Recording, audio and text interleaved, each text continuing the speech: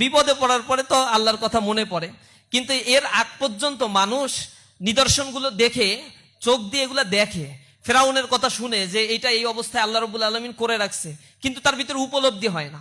আল্লাহ কোরআন শরীফের ভিতরে দৃষ্টান্তগুলো সূরা আর রহমান পড়ে দেখবেন, আল্লাহ বলছে মারাজাল বাহরাইনি ইয়ালতাকিয়ান বাইনাহুমা বারযাখুল লা ইয়াবগিয়ান ফাবিআইয়ি আলাই রাব্বিকুমা তুকাযযিবান।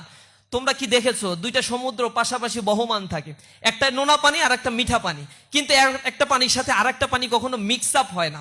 এরপরেও তোমরা তোমার রবের কোন কোন বিষয়গুলোকে অস্বীকার করবা?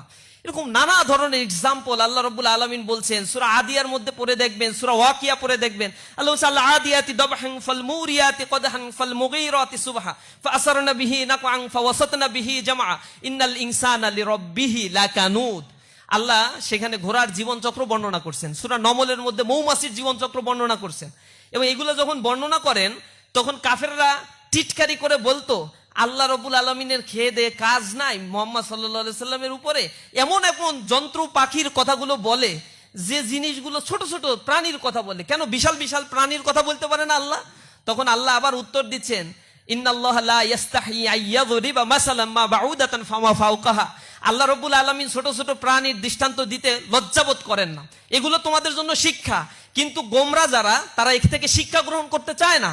আল্লাহ রাব্বুল আলামিন সূরা আদিয়ার মধ্যে তার জীবন চক্র বলছেন যে একটা ঘোড়া খুব ভোরে প্রাতরাশে তার মুনিব যখন তাকে নিয়ে বের হয়, সে দাঁড়িয়ে থাকে, বসে বসেও ঘুমায় না, দাঁড়িয়ে দাঁড়িয়ে ঘুমায়, কখন তাকে অর্ডার করা হয়।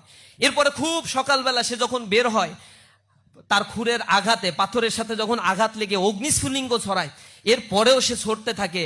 একটা পর্যায়ে যখন তার জীবনের একেবারে শেষ প্রান্তে চলে আসে, এরপরেও সে নিবৃত হয় না সেখান থেকে। যখন একটা পর্যায়ে গিয়ে কহ কহ শব্দটা বলে, তখন তার মনিব ধরে নেয় এই ঘোড়া আর বাঁচবে না, সাথে সাথে মাটিতে লুটিয়ে পড়ে সে শেষ হয়ে যায়।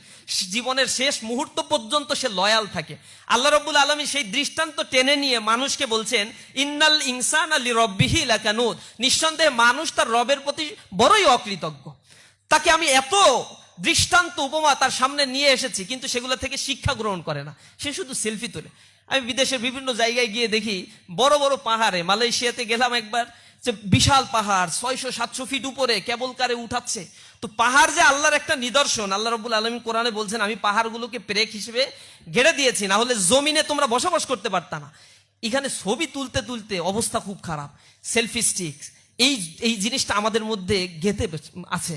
আল্লাহ রাব্বুল আলামিন বলছেন আল্লাহুম আয়ুনুন লা ইউবসিরুনা বিহা, তোমাদের দুইটা চোখ দিছি, চোখ দিয়ে আল্লাহর নিদর্শন দেখে তোমার কি করতে হবে এটা তোমরা বুঝতে পারো না। আল্লাহুম আযানুন লা ইয়াসমাউনা বিহা, তোমাদের দুইটা কর্ণ দিয়েছি, কিন্তু এক কান দিয়ে ভালো কথা বলার পর